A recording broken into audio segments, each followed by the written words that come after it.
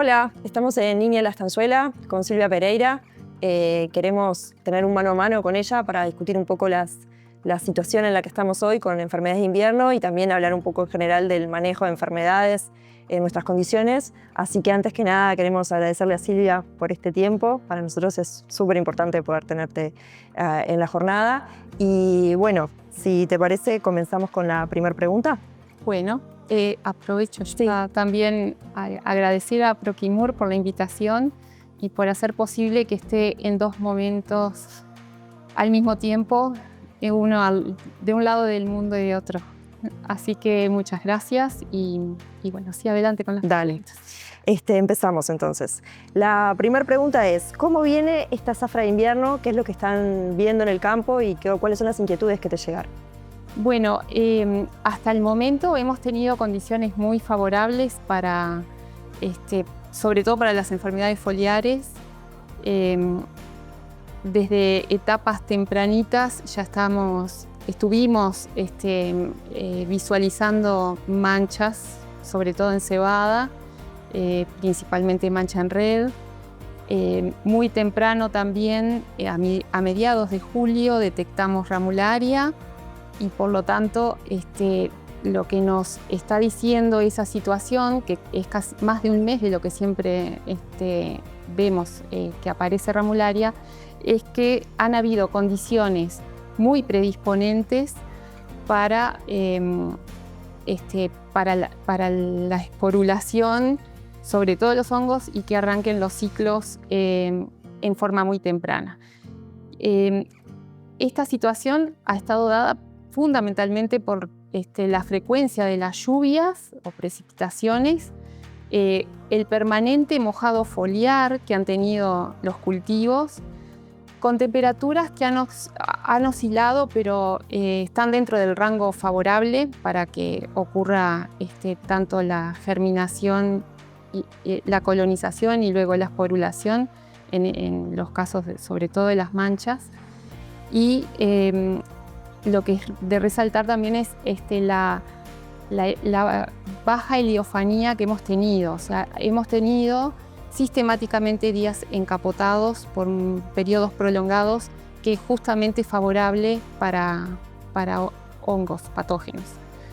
Y en ese contexto de condiciones predisponentes, como estabas diciendo, de mucha humedad y poca luz, ¿qué aspectos te parecen relevantes para manejar enfermedades? Empecemos por cebada. Bueno, lo que es importante es tener claro la base fundamental, que es qué genética estoy manejando. Entonces, en el caso de cebada, después vamos a pasar a trigo y veremos cómo es el riesgo que podemos llegar a tener. En el caso específico de cebada, y como veníamos comentando, que mancha en red es como la que ha ido mandando desde el inicio las decisiones, en algunos casos que se han hecho aplicaciones, tenemos un panorama varietal en el cual tenemos materiales que son con buena resistencia para mancha en red, casi en la mitad del área, 40%, y materiales que, si bien no son con buen comportamiento a mancha en red, difiere de lo que hemos venido manejando en años anteriores, en donde teníamos materiales altamente susceptibles, sobre todo los materiales europeos. Afortunadamente ya han ido decantando, no se están sembrando estos materiales altamente susceptibles, lo que no quiere decir que no haya materiales de susceptibilidad intermedia, que seguramente responden mejor cuando le combinamos la herramienta de las aplicaciones de fungicidas, y en ese aspecto estamos mejor. Pero como tenemos que siempre cerrar el triángulo, aún cuando tenemos susceptibilidades intermedias, si las condiciones son muy predisponentes, nos empujan hacia arriba o presionan hacia arriba el comportamiento del cultivar. Así que eso por el lado de mancha en red. Sabemos que en el caso de ramularia no existe inmunidad. la mayoría de los cultivares que tenemos que manejar son susceptibles o moderadamente susceptibles, salvo algún material que muestra cierto mejor comportamiento y que es muy probable que pueda responder, como decía, haciendo la analogía con mancha en red de otra forma, pero lo fundamental es estar monitoreando desde etapas muy tempranas las situaciones que son más riesgosas, cultivares más susceptibles o moderadamente susceptibles, con mayor frecuencia, situaciones en donde tengo alguna historia de rastrojo, en este caso que estamos hablando de cebada, con cebada, aunque no sea del año anterior, del año previo, del año 24. Y bueno, y también porque sé que desde la siembra, desde que hay emergencia, se van visitando los cultivos, tener presente aquellos cultivos en donde tempranamente vimos focos, sobre todo que no pudieron ser controlados 100% por los curasemillas, en el caso de mancha en red, del hongo que causa mancha en red tipo red, y en esos casos como que apretar un poquito el pie en el acelerador de ir más veces monitoreando. Silvia, y en lo que tiene que ver con trigo, ¿qué aspectos deberíamos considerar para el manejo puntualmente en este año? Bueno, los principios serían básicamente los mismos que en cebada. El monitoreo temprano, sobre todo en etapas desde macollaje, fundamental. Fijarnos también en los riesgos, no solo por la genética, sobre todo si tenemos que estar atendiendo temas de rollas y materiales que tienen susceptibilidad a rollas en general, a roya estriada muy específicamente en forma temprana, y también las situaciones en las que, un poco haciendo el mismo razonamiento de la mancha en red, en cebada, en donde tenemos que estar prestando atención al rastrojo, en el caso de trigo también tenemos que estar prestando atención, así tenemos historia reciente de rastrojo para el monitoreo de mancha parda o mancha amarilla en ese caso.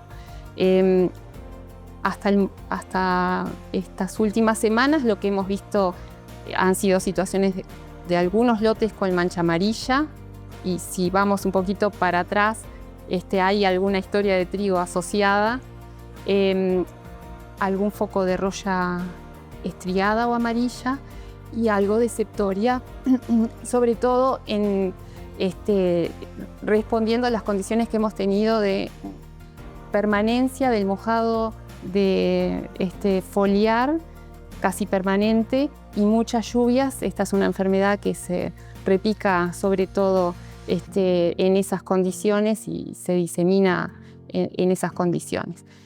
La situación de trigo está bastante más tranquila que lo que es de cebada, y creo que responde también a cómo iniciaron diferencialmente las situaciones sanitarias en uno y en otro de los cultivos. Bien, y más allá de las condiciones predisponentes que tuvimos, sabemos que los pronósticos están augurando una primavera a Niño. Entonces, la siguiente pregunta vamos por un poco por ese lado. ¿Qué te parece qué implicancia puede tener este Niño en el manejo de las enfermedades? Bien, si nos pasamos a lo que son las enfermedades de espigas, que creo que es el gran temor, porque las foliares más o menos, si nos permiten las condiciones para poder hacer las aplicaciones, las podemos controlar. La enfermedad por excelencia que preocupa en primaveras lluviosas con temperaturas por encima de los promedios históricos, que mantienen espigas mojadas, es fusariosis de la espiga, en trigo y en cebada también. En esos casos, la ventana para tomar las decisiones de aplicaciones son muy reducidas, porque se reducen al estado óptimo para la aplicación, en el cual es más eficiente la aplicación, que es en floración en el caso de trigo, espigazón en el caso de cebada. Tenemos que estar atentos. La mayoría de la paleta de cultivares que tenemos tienen cierta susceptibilidad. Muy pocos son altamente susceptibles, pero de nuevo pasa lo mismo, que si tenemos condiciones muy predisponentes, todos los que tenemos caracterizados en esa escala de 6 a 9, van a estar muy expuestos y seguramente puedan desarrollar la enfermedad. Un aspecto fundamental en todos los casos es, bueno, en las foliares hacer un diagnóstico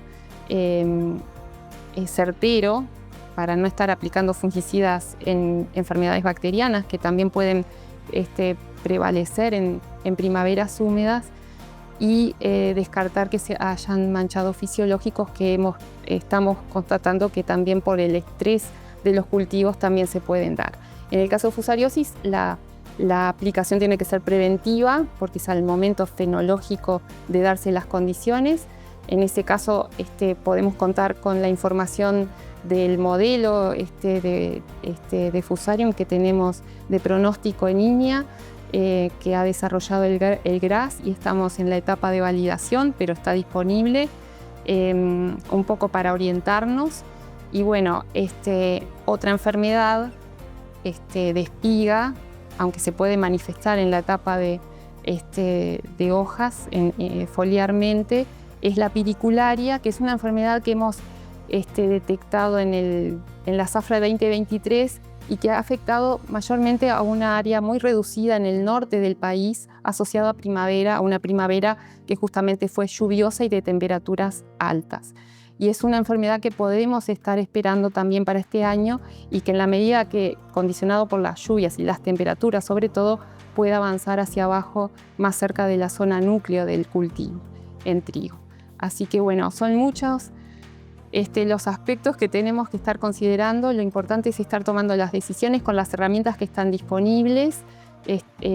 Acá capaz que vale la pena mencionar que hay una app que puede ser una herramienta para utilizar, que es Cultidoctor, en donde están un asistente para no solo identificar por sintomatología las enfermedades, sino también hay un icono específico en donde están todas las herramientas de manejo que un asesor o un productor necesitan para llevar adelante el manejo. Buenísimo, porque creo que es material, de hecho, de consulta frecuente, pero está bueno para que quienes no lo conozcan puedan verlo.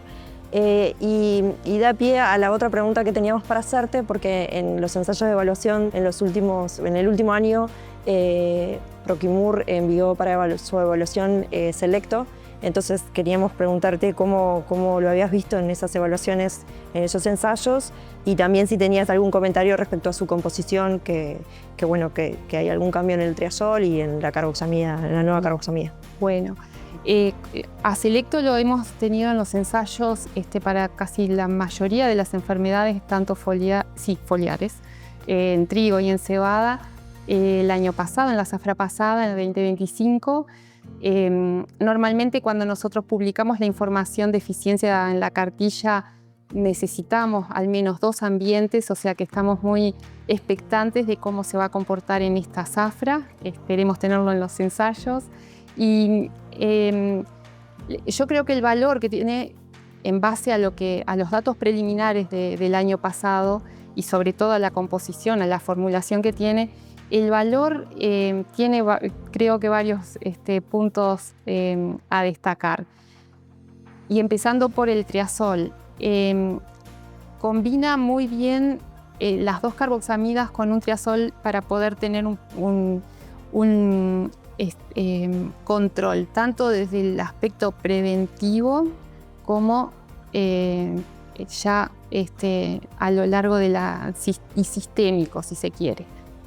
El triazol es un triazol bastante antiguo, si se quiere, que se usó muchísimo. En cebada era el triazol por excelencia, porque siempre fue, las manchas foliares eran las que mandaban a hacer las aplicaciones de fungicidas, y en el momento que solo contábamos con triazoles, propiconazol era el mejor triazol, y creo que hasta ahora sigue teniendo un buen rol y un buen comportamiento según con las compañías que de otros modos de acción para manchas. Es por excelencia el fungicida para manchas. También tiene buen control para rollas. El hecho de combinarla ahora con 2 carboxamidas en Como te comentaba, creo que abre un poco más la ventana de protección con sitios diferentes de acción, contemplando todo lo que es evitar la germinación de las esporas, la infección y la posterior colonización, sobre todo a través del triazol. Así que creo que vamos a tener buenos resultados. Por lo pronto eso marcaron los datos del año pasado en manchas, las 2 manchas en red de cebada, muy destacado para mancha en red tipo red, también para ramularia y en el caso de trigo para mancha amarilla y también con buen control en las 2 rollas que tuvimos, 3 rollas que tuvimos en evaluación. Bien, esperamos tener los resultados de este año que sí, que seguro que se va a estar evaluando. Nosotros de nuestra parte no tenemos muchas más preguntas para hacerte. Creemos que era muy bueno tener tu opinión y tu visión respecto al manejo de enfermedades de invierno. Así que te agradecemos nuevamente, Silvia, y bueno, un gusto tenerte en la jornada. Bueno, muchas gracias también a ustedes y buena jornada.